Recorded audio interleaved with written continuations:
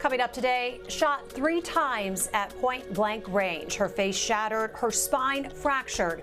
Doctors weren't sure she would survive the night, but she did. Today, this young woman and mother and doctors share how she rebuilt her life.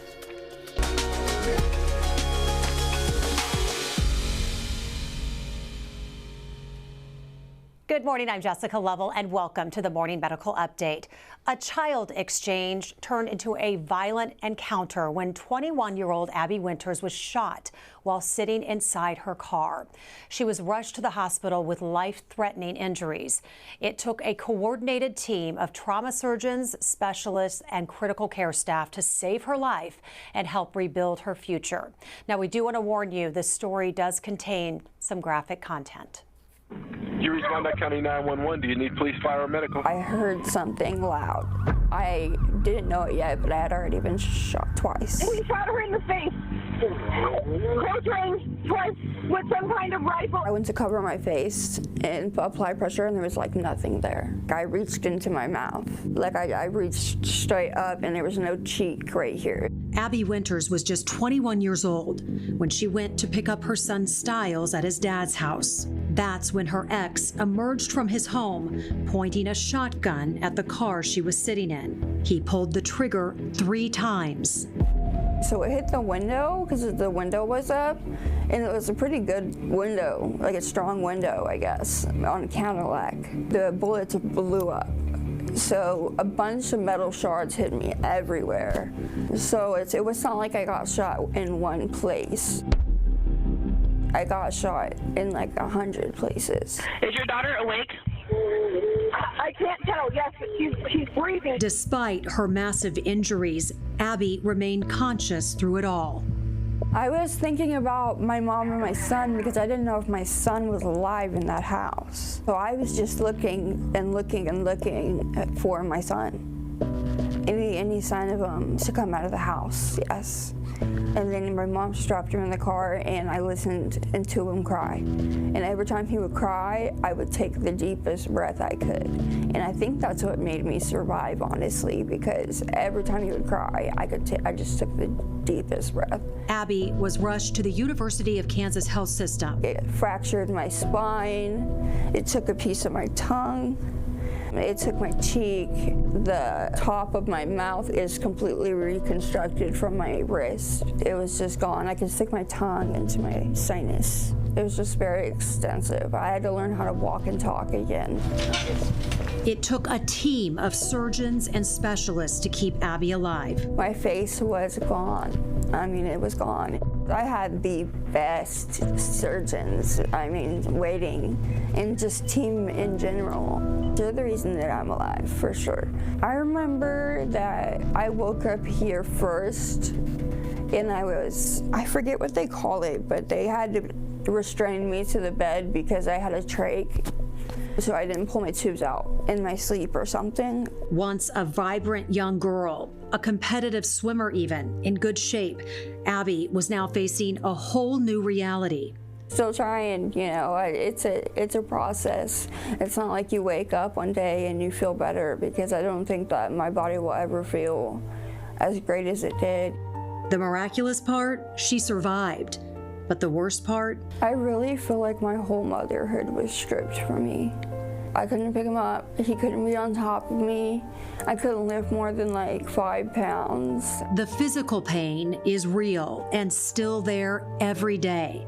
But the scars show a different pain. My appearance affects me the most. Like at first, it broke my heart. I would dream about my other face and wake up to this, and it was exhausting. Are you coming? Good job! But she's living each day for her son and finding purpose through tragedy. But I'm finally adjusting, and I think that this is what I'm supposed to look like, and this is what, God had intended for me. Good morning, guys. It's me, Abbi, again. Happy Domestic Violence Awareness Month. You can always pick yourself up. You deserve to be on the other side of healing. And I think that is this is the path that I'm supposed to be on. In order to shake people into reality, I feel like it had to be this extreme.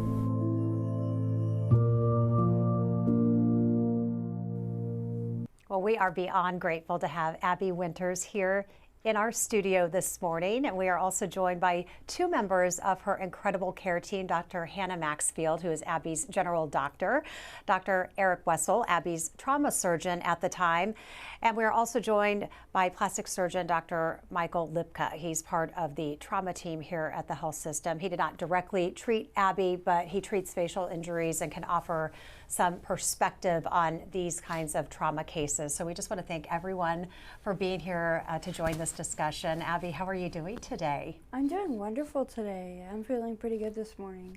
Well, we're just so glad to see you here doing well with us. I wanted to start with you. What's been the biggest injury to overcome? Is when they broke when they repaired my heart, they had to break it twice. Like they had to open it once and then open it again for some reason. I never figured out why, but it led to like long-term chest pain and deep scarring. You take a lot of pain medication, correct? Yes, that's for sure. I have chronic pain, gastroparesis, just things like that have come from the trauma because I was perfectly fine before. Dr. Maxfield, you continue to care for Abbi today. What are the biggest long-term health concerns after a trauma like this? Well, certainly, as Abbi mentioned, the chronic pain, it never goes away completely. And I think there's so much, drama about narcotics and pain medications, but Abbi really uses them to function better, as opposed to letting them be a barrier to living her life. What's it like when you see Abbi today, when you see her month to month, and what's it like to see her? Just that she's living her life the way she wants to. When you see her playing with her son, yeah, I bet that's a joy. she's not letting it hold her back at all.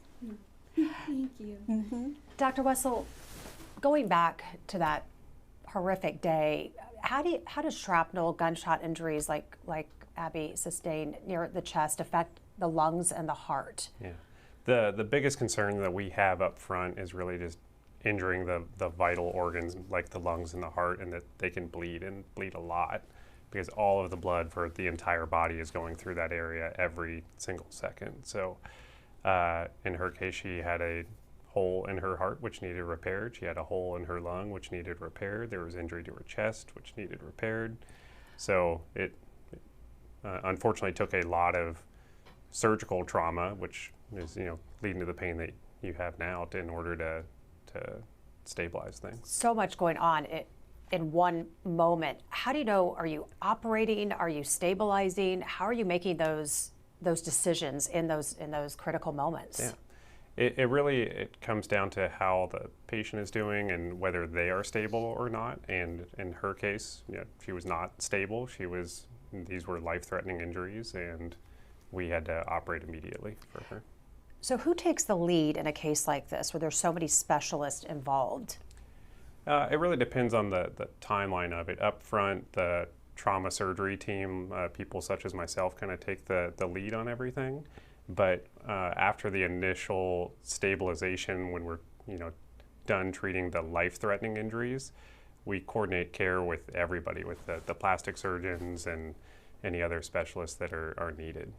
Dr. Lipka, we're a level 1 trauma center here at the health system. We unfortunately see our fair share of gunshot injuries and catastrophic injuries like Abbi had.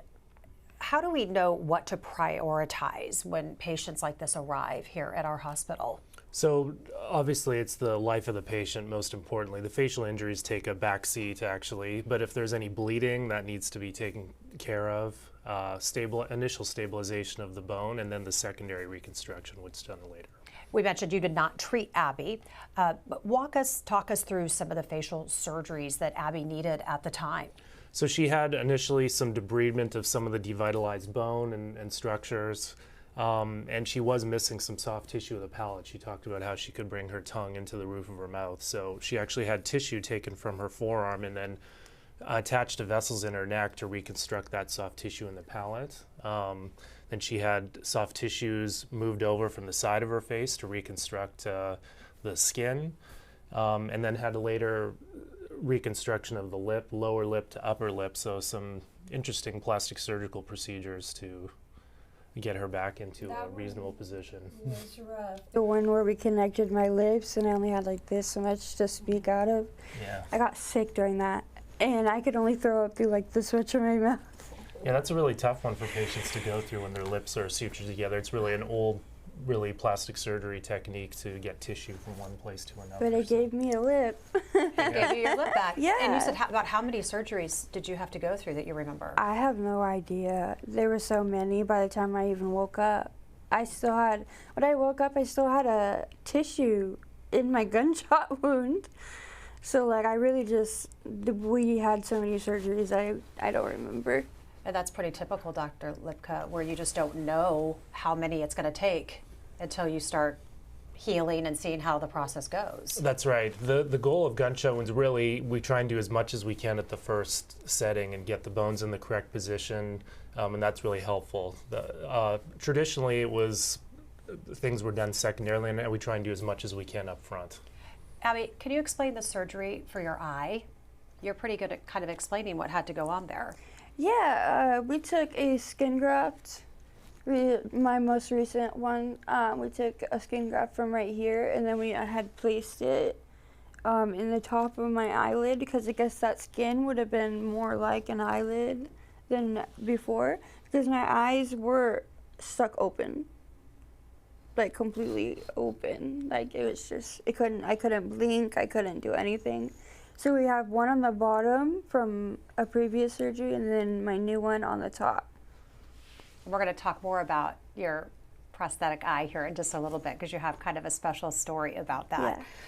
So you've been through so much, Abbi. How have you recovered emotionally? Because you still are, as you've explained. Yeah, I mean, this is not something that is going to go away right now. Per se, it's something that I'm working through with my intense trauma therapist and my psychiatrist. It's about a med regimen that will work for me. It's also about how you eat, how you sleep, just things like that. And I feel like that's the most important part of it. Well, social media does have some special powers. There's some good things that can come out of social media. Social media is amazing. Well, and you have quite a following on TikTok. So tell us about those videos. Most of the videos are just raw and real, taken as I was, feeling something or upset. And those are usually the ones people connect with the most. And I really love that. And I really love just my followers in general. I've met so many friends through social media who have gone through the same thing or going through something a little bit different, but because of my case, they said that they wanted to continue to go on. And that is why I do this, is to protect just one person from feeling as crappy as I do. I think that's fantastic, what you're doing. Keep it up. Thank you. Keep it up. Well, be sure to ask your questions. You can use the chat on YouTube or Facebook. You can email us at the Medical News Network. That information is there on your screen. So we've talked about your vision, and you told us about the surgery. Tell us how you're able to see. You have the use of your left eye.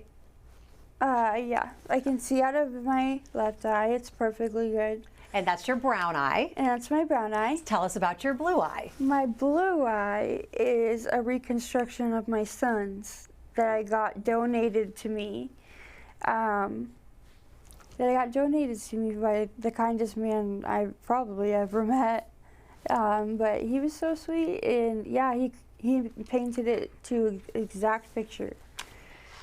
So because a lot of times people want their eyes to match, but you wanted yours blue because your son's eyes are blue. Yes. That's such a beautiful story. I love that. Thank you. I love that. You've been so very public about sharing your story with us on TikTok and on national news outlets. Explain how that has really helped your emotional healing. You're helping others, but it's really helping you so much. It mainly helps me in a way that when I'm just you know, expressing how I feel, I'm hoping that someone else understands out there somewhere. Like, and when I express how I feel, it helps me move through some of the emotions that I didn't know I was feeling in those moments. Dr. Wessel, I have to ask you, just from a physician standpoint, you know, you work every day, you see cases, and then they move on with their lives, and then you get reunited with them, you know, several years later. What's it like to be sitting next to Abbi? I have to ask you, just on a personal It's aspect. incredible. It's not something that I actually get very often to see people that we help. So it's Thank great. you for helping me. Yeah. I appreciate it. Of course. I still remember you guys' little huddle in the mornings when you Oh, were yeah. all sharing There's a million of us every time, every morning. I waited for those mornings so I The could hear. nurses and respiratory therapists and the residents, and there's a whole team. So. Ready to get after it. Yep. So, Dr. Wessel, how does trauma to the chest influence long-term respiratory health for someone like Abbi? It would really depend on how, you know, severe the injury is. Thankfully, the lung injury was a small portion of the lung, so from just a lung breathing standpoint, you shouldn't have any long-term issues with that. But you had to have a sternotomy where we had to split your sternum in half. We also had to kind of crack your ribs on the right side to get in, and so the long-term sequelae of that are really going to be things like, you know, chronic pain and in a sense difficulty breathing. Even if your lungs are fine, it may hurt I have to breathe. scar tissue at the bottom of my lungs, and they don't know what could that be from. Could that be from? And that's probably from old blood that kind of pooled down there and led to scar tissue developing. It's a little hard to know for sure, but with everything that went on, but that's what I would suspect. Yeah. Okay. Yeah, and for a patient like Abbi and other trauma patients, I guess there are just lifelong Questions. questions and issues that can come up throughout a lifetime, correct? Yeah, and you know, trauma survivorship is a kind of a growing area of research, and because we're really good at taking care of people when they initially come in, but then it's like what happens to them afterwards, and we don't always see that, and we're trying to develop systems to support patients who are after they get out of the hospital, after they survive. Yeah. But that's an ongoing body of work. Interesting. For sure, that 'cause there's I research. didn't really get much when I left here, like help at all. So it was just kind of here's your medication, here's your treatments, and here you go. Well, you do have Dr. Maxfield is here, and she is helping you with your pain management. How is that going, and how does that change and evolve over time for someone like Abbi? Well, I think to Abby's point, she probably is the youngest person I have on long-term narcotics. That for the most part, people on long-term narcotics are people who are older, who've had possibly malignancies or some kind of long-term joint issues, and so it changes your lifestyle. It does. Yeah. How do you help someone emotionally through that when she comes to see you? She must have questions. You probably have built quite a rapport with her. I think, and she's done it so well, is that the pain medications are to make life easier. Yeah. You know, if they're not making life easier, we need to do something different. Are there other ways to manage? You know, of course, the medications are going to be required and needed for someone like Abbi. But what are there other ways to kind of help with that managing life? Yeah, I mean, and I think Abbi has done a great job of finding her support, and I think the role she has taken to be sort of a mentor to other people going through that has also helped her healing. It has. That she has used that and turned that to be able to heal better. Yeah, that's helped you a lot. Yeah, and it has helped a lot. The more I share, the more I connect, the more that I connect with myself again, and I feel like that makes me feel a lot better, and it definitely helps. I love to feel like me again before all of this, not like I feel like a little old lady kind of trapped in a 25-year-old's body. Dr. Lipka, what advice do you have for somebody on navigating a complex injury like this, who has these multiple surgeries? Because I still have to get teeth. Because you're still going to get teeth coming it still connects straight up to my cheek.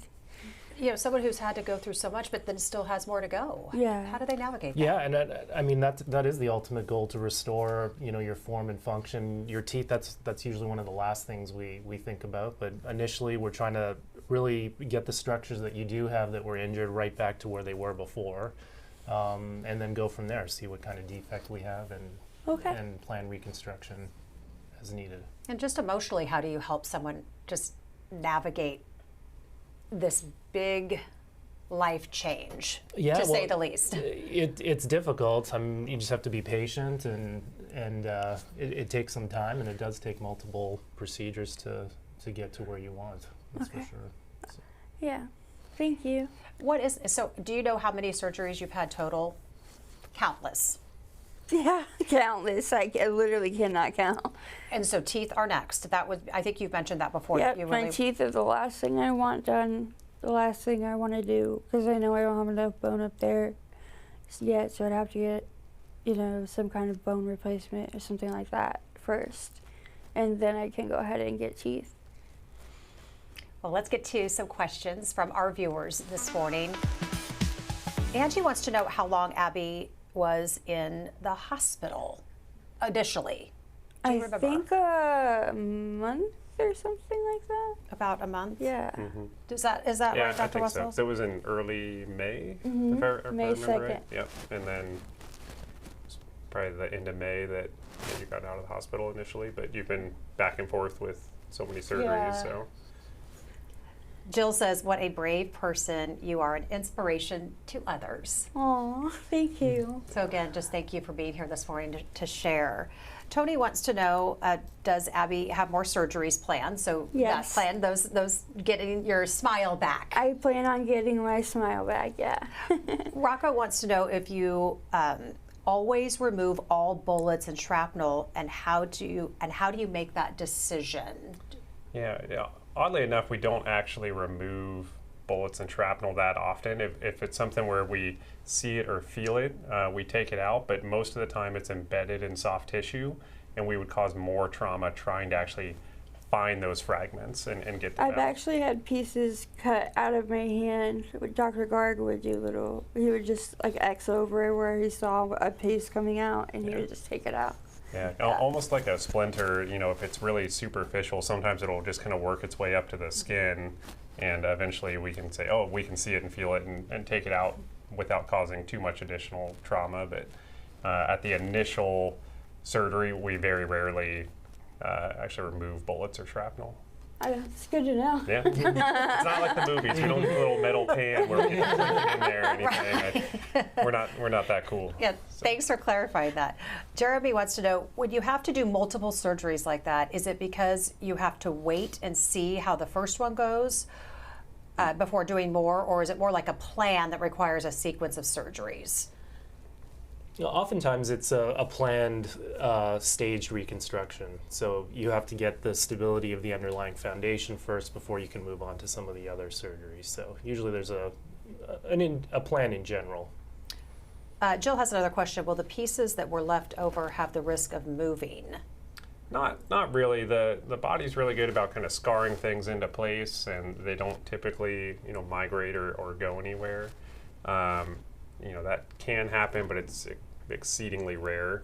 Most of the time, if they move, it's where it's already superficial and it just kind of comes up to the skin, but it's unlikely to cause any serious injury to any organs or anything. So the one behind my eye isn't gonna pop my eyeball?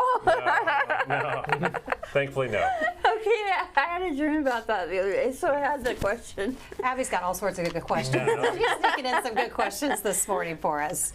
Patty wants to know, Dr. Maxfield, about long-term pain management. She's heard about new medications coming out. So I think one of the things we do is more multimodal pain management. So, certainly the narcotics, but being more explicit about what the cause of the pain is and how we might be able to focus on that. So, for instance, medications that help with nerve pain specifically, something like Cymbalta or gabapentin. I take Lyrica. And then things like, possibly muscle relaxants, sort of looking at what we're dealing with and trying to focus on the underlying cause. Well, I want to move on to our takeaways from our conversation this morning. Dr. Maxfield, I'll start with you. What do you want people to really take away from Abbi's story? So, as a primary care provider here at KU, I think it is really valuable that we have the specialties and the teams that we do. That I was telling these gentlemen, if at any point Abbi and I had a question about her care, I'd reach out and then get right back to me. And I think that is something that is really a benefit of the health system. Dr. Wetzel? Yeah, I think from my perspective, trauma can happen to anyone, and it does happen to anyone, and we're always here to help out whoever needs it. Dr. Lifko, what's the big takeaway today? I agree, though, the team aspect of it. We're really fortunate to have a great trauma department here who can stabilize patients, and then the facial injuries are sort of a secondary thing that we can take care of, but we have the expertise here, the multiple microsurgery expertise, the expertise in facial reconstruction to help patients who have these injuries. So. Yeah. I appreciate all of your expertise in talking about this, and of course, cannot thank you enough for sharing. I want you just to take a little minute just to tell us about where you're at right now, because I know you had some big news over the weekend because you and your son made a big move, and you're doing some really exciting things together, and we're just so glad that you're doing well. Me and my son have finally moved into our own little space. We have roommates, but we have our own lock on our door, and we have a living room and 2 bedrooms. And I saved enough for that. I'm finally getting my victim's compensation. In like 3 weeks it should come. I'm very excited just about the way that life's moving, and I've already been invited to speak again in October on domestic violence awareness, and that's ultimately what I want to do is I want to speak, is I want to be a public speaker about domestic violence. So for already being invited to a new place to do it, we're doing pretty well this year. What do you want people to know about domestic violence awareness? And you said you just want to reach one person, and I have a feeling you're reaching so much more than that. I just want every person to understand that they deserve the love that they give, and they deserve the love they should get that love back in return, the same amount of love, I just feel like some people are obsessed with being in a relationship and not trying to be on their own for a little while, because being on my own has taught me so much just in the last couple months. And I've been alone for a year now, so. Well, you're doing well. And I know you wanted to get back to being the mom. Right. That you deserve to be. So good luck to you and Styles. And thank you so much for sharing your story. Thank you, guys. Yeah. Thank you to all of our guests for being here with us today, and thanks to our viewers for being here with us. We will see you back here tomorrow. And coming up tomorrow on All Things Brain Health, unlocking the answers to what causes Alzheimer's disease. We'll discuss one of the most personal decisions a family can make, donating a loved one's brain for research. Subscribe to our Morning Medical Update and Open Mics with Dr. Stites podcast. Now, everywhere podcasts are available.